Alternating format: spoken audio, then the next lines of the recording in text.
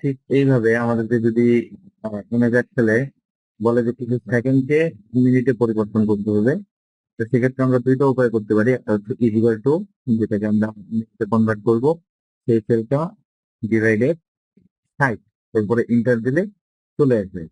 একটা হচ্ছে equal to convert first bracket number, বলতে আমরা যেটাকে মিনিটে কনভার্ট করবো সেই নাম্বারটা, কমা, তারপরে দিব, এরপরে লিখবো S E C double dot, comma, এরপরে আবার ডাবল ডট, এরপরে এম এন, আবার ডাবল ডট, এরপরে দিব ব্র্যাকেট ক্লোজ, এরপরে ইন্টার। এরপরে আমরা কি করবো, দুইটা সেল এইভাবে সিলেক্ট করে নিচের দিকে টানে দিলেই হয়ে গেল।